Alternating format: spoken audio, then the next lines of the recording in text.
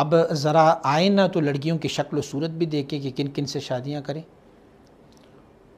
الاجتناب علی الطویلۃ المحزولہ، بہت لمبوتڑی سے بھی شادی نہ کرو، بہت لمبی ہے، قد و قامت میں بہت لمبی ہے، عالم چنا ہو، بس ان سے بھی شادی نہ کرو۔ والقصیرۃ الذمیمہ، بہت زیادہ چھوٹی سے بھی شادی نہ کرو۔ ایک حدیث شریف روایت کرتے ہیں لیکن اس روایت میں ضعف موجود ہے، ضعیف ہے، بہرحال آپ کی خدمت میں پیش کرتا ہوں۔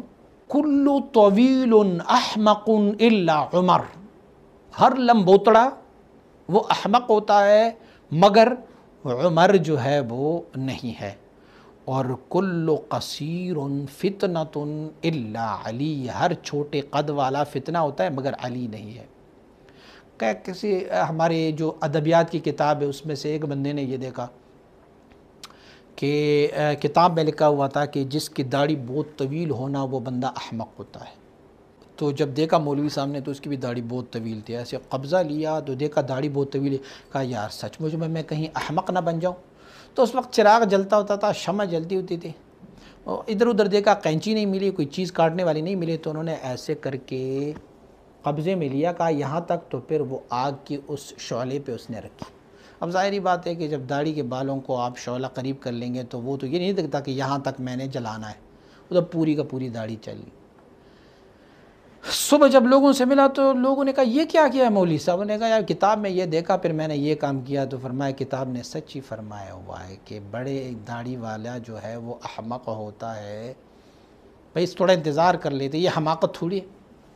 تو آپ فرماتے بہت لمبی عورت سے بھی شادی نہ کرو اور چھوٹی قد والی سے بھی شادی نہ کرو، والمسنہ، بڑھیا سے بھی شادی نہ کرو۔ بڑھیا تو ہائے یہ جگہ میں درد ہے، یہاں پر درد ہے، تم نے شادی کر لیا تو بڑھیا سے شادی۔